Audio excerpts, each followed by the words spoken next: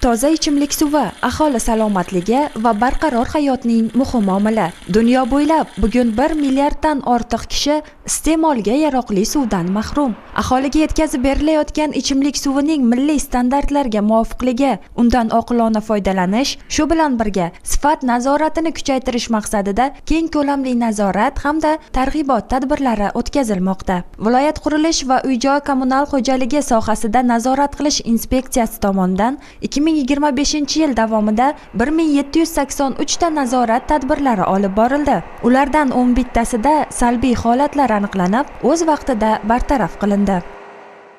Inspeksiya tomonidan hozirgi kunda doimiy ravishda nazorat tadbirlari o'tkazilmoqda. Yuklatilgan vazifalar bo'yicha inshootlarda foydalanish holatlari, aholini ichimlik suviga qonuniy shartnoma asosida foydalanayotganligi, texnik shartlarda talablarga rioya etilayotganligi hamda yuridik tashkilotlarning shartnoma asosida foydalanayotganlarini nazorat qilib borilmoqda. Hozirgi kunda inspeksiya tomonidan barcha o'sha ichimlik suv ta'minotiga noqonuniy ulanishlar aniqlangan holatlarda tegishli tartibda choralar ko'rilmoqda. Navbatdagi nazorat tadbirlari Raqobatni rivojlantirish va iste'molchilar huquqlarini himoya qilish qo'mitasining hududiy boshqarmasi, Farg'ona suv ta'minoti aksiyadorlik jamiyatiga qarashli Farg'ona suv uzatish inshooti hamda Farg'ona shahar sanitariya epidemiologik osoyishtalik va jamoat salomatligi bo'limi hamkorligida tashkil etildi.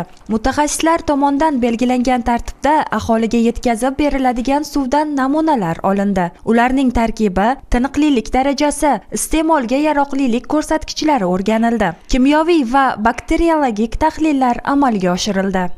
Bakteriologiya laboratoriyasiga suv analizi olib kelinganda, asosan suvda ifloslanganlik darajasi, ya'ni o'sha bakteriyalar bilan ifloslanganlik darajasi, keyin Escherichia coli deymiz, ichak tayoqchasi, keyin coli indeksga biz tekshiramiz. Bizga yetib kelgan suv namunalari 4 kun ichida tekshiriladi. Iste'molga yaroqli yoki yaroqsizligi aniqlab beriladi.